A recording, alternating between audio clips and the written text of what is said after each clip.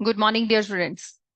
Okay, dear students, previously we were doing the topic applications of integration, and in that topic we have done the simple curves. Okay, the area bounded by the simple curve. Application of integration मतलब integration के जो भी आपके पास figure बनी है वो figure जो है गिवन कर्व के अंडर क्या एरिया दे रही है, दैट वाज वहां पे था सिंगल कर्व. ठीक है, अब यहाँ पे today we are going to do the topic जिसमें कॉम्बिनेशन ऑफ कर्व्स गिवन होगा. ठीक है, मतलब not only the one thing, it can be straight line, it can be two curves. ठीक है, पैराबोला, सर्कल, एलिप्स, कुछ भी हो सकता है इसमें. ठीक है, तो there is one question in front of you.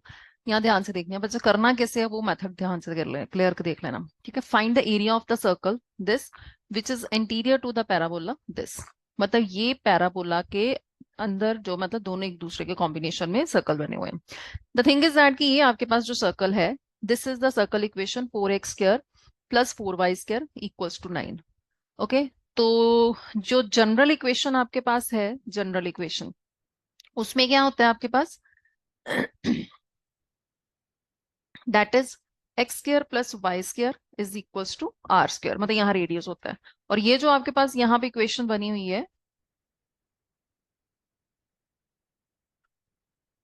It is, can I write it, x² plus y² is equals to 3/2 का स्क्वायर डायरेक्टली. तो ये रेडियस क्या बन जाएगा यहाँ से, 3/2. ओके, तो मतलब जो आपके पास सर्कल, अब ऑब्वियस है कि सेंटर इसका जो है वो सर्कल का ओरिजिन ही होगा, एक एक्सिस का ओरिजिन ही होगा. ठीक है, ओरिजिन बिकॉज कि यहाँ पे ना ही एक्स के साथ कोई कांस्टेंट टर्म आ रही है, ना वाई के साथ कोई कांस्टेंट टर्म आ रही है प्लस माइनस में. ठीक है, तो दैट्स वाई इसका जो सेंटर है वो ओरिजिन से पास करेगा. अब रेडियस कितना, 3/2. तो 3/2 का मतलब ये जो इसका पॉइंट है, इट विल बी 0, 3/2. मतलब ये इसका जो सी से लेके ओ तक का डिस्टेंस है वो 3/2 रहेगा. तो ये point, this point is on x y axis, then x will be 0 and x की वाई की वैल्यू कितनी आ रही है, 3/2. तो ये पॉइंट कितना हो गया, 0 to 3/2. अब सेकेंड थिंग इट्स दैट कि आपके पास जो भी दो कर्व्स गिवन है उनको बहुत ध्यान से देखना है आपने, कि अब ये दोनों कर्व ऑब्वियस है कि दोनों एक दूसरे को इंटरसेक्ट तो कर रहे हैं. How to calculate the point of intersection of those two curves? Now first curve is this and second curve is this. इन दोनों को आपस में सॉल्व करना है so that we can get the points of intersection of these two curves mutually. ठीक है, तो यहां से देखिए आपके पास, ये आपके पास कर्व है, जस्ट अ मिनट बेटा. ओके, अब यहाँ पे ये देखो, ये दो कर्व है आपके पास. अब यहाँ पे क्वेश्चन मैंने डायरेक्टली करा है, मैं आपको साथ में क्लियर करवाती हूँ कि ये पॉइंट्स कैसे बनाए हैं इन्होंने, ये और ये. Okay, these are the two curves, this is parabola. Second equation क्या थी, x² equal to 4y. x² equal to 4y. अब x² इक्वल टू 4y का मतलब क्या है कि ये अपवर्ड पैराबोला है. अगर y² की फॉर्म में है तो राइट हैंडेड, अगर x² की फॉर्म में है तो अपवर्ड पैराबोला. तो ये है पैराबोला. और ये पैराबोला का है कि एक्सिस कहाँ पे बनेगा, तो वो भी ओरिजिन पे ही है, बिकॉज यहाँ पे भी कोई कांस्टेंट टर्म अवेलेबल नहीं है. अगर कांस्टेंट टर्म +1 -1 कुछ होता तो फिर उसका ओरिजिन चेंज हो जाना था. ठीक है, जो इसका वर्टेक्स है. अब यहाँ पे क्या करना है, what will we do here, here you will take, as you know, ये आपको इसको नंबर 1 लिख लो, इसको नंबर 2 लिख लो. तो नंबर 2 को हम नंबर 1 में पुट करेंगे, you will get 4x² plus 4y² equal to 9 है ना. तो वाई x² की जगह पे हम क्या लिखेंगे, 4y. तो ये बन जाएगा 16y plus 4y² equal to 9. तो 4y² प्लस 16 माइनस 9, वहां पे y भी है, इज इक्वल टू 0. तो ये बन गया आपके पास क्वाड्रेटिक. तो क्वाड्रेटिक को सॉल्व कैसे करेंगे, तो क्वाड्रेटिक को सॉल्व करने का what is the way, we need to points जिनका जो फैक्टर बनाने के लिए ना, प्रोडक्ट क्या आना चाहिए, -36, और सम क्या आना चाहिए, +16. ठीक है, तो tell, can you tell me any two numbers, 18 and 2? I think it is 18 and -2. We will get the answer. तो यहां से बन जाएगा आफ्टर डूइंग द फैक्टराइजेशन. बच्चे वो आपका प्रीवियस मेथड है, तो अगर आप फैक्टर्स बनाओगे तो यू बनेंगे 2y plus 9 and 2y -1 is equals to 0. ठीक है जी, तो यहां से y की वैल्यू आ जाएगी -9/2 एंड 1/2. क्लियर, -9/2 एंड 1/2, ये इंटरसेक्टिंग पॉइंट बन गए इसके.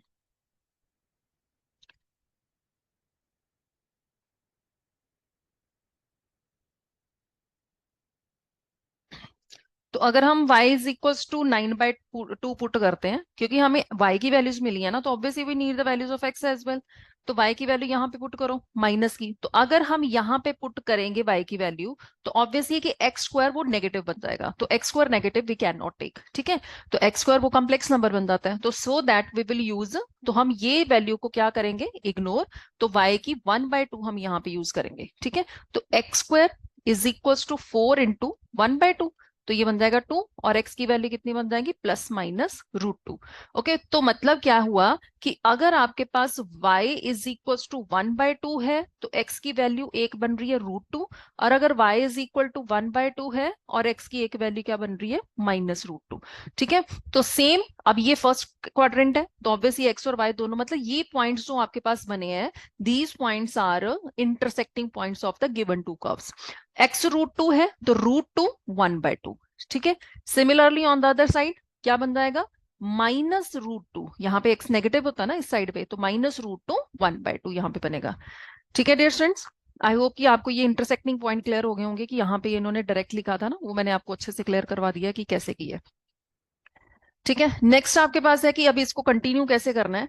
और आपने अभी चेक करना है कि जो आपके पास फिगर्स बन गई हैं उनके सामने जो पोर्शन आपका शेडेड बना है, इनके बिटवीन का एरिया हमें कैलकुलेट करना है, तो वो हमें किस तरह से कैलकुलेट करना है।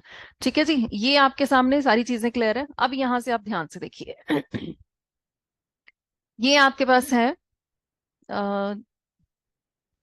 This is the shaded portion, ये आपको साफ दिख रहा है, this is the shaded portion. तो ये चीज देखिए बच्चे, अगर हम इस पोर्शन को सेपरेट कर ले, मतलब फर्स्ट क्वाड्रेंट के दोनों एक दूसरे के साथ आपस में एक जैसे हैं, ठीक है, मींस टू से कि if we will calculate the shaded portion of the first quadrant जो सिर्फ लाई कर रहा है, और उसको 2 से मल्टीप्लाई कर देंगे, you will get the whole portion. ठीक है, तो उसमें क्या करना होता है, वी नीड यहां से लेके ये पॉइंट यहां तक आ रहा है ना, तो यहां तक का डिस्टेंस हमें कैलकुलेट करना है, मतलब हमें m तक की x की वैल्यू चाहिए, और x की वैल्यू यहां पे कितनी है, इट इज, यहां से हमें कितना कैलकुलेट किया, √2 है ना, तो MO पॉइंट कितना हो गया, √2। ये पॉइंट जो A लिखा है ना वो √3/2 है, √3 मतलब यहां तक। ठीक है, ये तो O to A 3/2 to 0। O to A क्या है, रेडियस, तो रेडियस कितना था हमारा 3/2, और ये y एक्सिस, यहाँ x एक्सिस है, तो y की वैल्यू 0 होगी, तो 3/2 A के कोऑर्डिनेट है। m के कोऑर्डिनेट कितने हो जाएंगे, √2, 0। तो √2 का मतलब यहां तक x की वैल्यू कितनी है, तो वो हमने कैलकुलेट करी हुई है कि टिल हेयर जो बी पॉइंट तक है, इसको अगर हम नीचे लेके जाएंगे तो x की वैल्यू कितनी आ रही है, √2। क्लियर, मीन्स टू से कि अगर आपने अभी कैलकुलेट करना है दिस वन एरिया, ये ODCO, ये कंप्लीट, ठीक है, तो वो किसके इक्वल है, OBCDO, ये पूरा कंप्लीट करना है, तो इसको करेंगे 2 × OBCO। क्लियर हो गया, तो दोनों को हम करेंगे। तो यहां से मेन जो चीज है कि आपको मेन चाहिए इसके इंटरवल्स, तो मतलब कहां तक वो लाई कर रहा है, जहां पे पॉइंट कट कर रहा है, till here we will go. तो this point we will take here, वो चेक करना है कि एक्स एक्सिस के ऊपर कौन सी वैल्यू गिवन दे रहा है, विच के value it is giving, here it is m। तो m के अकॉर्डिंग क्या बन जाएगा यहाँ पे, √2, √2 है ना, p की वैल्यू इंटरसेक्टिंग पॉइंट x कितना है, √2, तो √2, 0, तो मतलब 0 to √2 यहाँ पे आपका क्या बनने वाला है, इसके लिमिट्स। ठीक है, अब यहां से आके देखिए, कोऑर्डिनेट्स हमने पता कर लिए। अब सबसे बड़ी बात है कि अब आपके पास जो शेडेड पोर्शन है, शेडेड पोर्शन क्या था आपके पास, ये देखिए, ऊपर क्या बन रहा है, सर्कल, नीचे क्या बन रहा है, पैराबोला। तो मतलब यहाँ पे सर्कल माइनस, जो ऊपर है वो पहले आएगा, नीचे माइनस में आएगा। ठीक है, तो मीन्स टू से सर्कल इक्वेशन, सर्कल की इक्वेशन यहाँ पे, तो वो सर्कल की इक्वेशन आपने कैसे कैलकुलेट करनी है बेटा, यहां से देखिए, यू हैड x² + y², बच्चे एक्स एक्सिस के ऊपर है ना सारा, तो हमें y में वैल्यू कन्वर्ट कर रही है, तो इट वाज 9/4, तो y² की वैल्यू कितनी आ जाएगी, 9/4 -x², तो यहाँ से y किसके इक्वल आ जाएगा, 9/4 -x² का क्या हो जाए, प्लस माइनस आएगा, बट हम फर्स्ट क्वाड्रेंट में ले रहे हैं तो पॉजिटिव ही लेंगे हम, चार। ठीक है, तो इफ यू टेक एलसीएम है, तो you will gate 9 - 4x² over this, okay, नहीं तो इसको ऐसे भी छोड़ सकते हैं टू मेक द फॉर्मूला। हमारे पास फॉर्मूला बन रहा है ना ये सीधा ही, तो उसको ऐसे भी चेक कर सकते हैं, मतलब without taking LCM we can take. अब यहाँ से देखिए, यहाँ पे माइनस क्या आना है, यहाँ पे सर्कल माइनस पैराबोला। अभी मैंने बताया ना, जो पहले उसको पहले लिखेंगे, बाद वाले को बाद में लिखेंगे। ठीक है, ये होगी सर्कल। इंटरवल्स क्या है, 0 to √2 माइनस 0 to √2।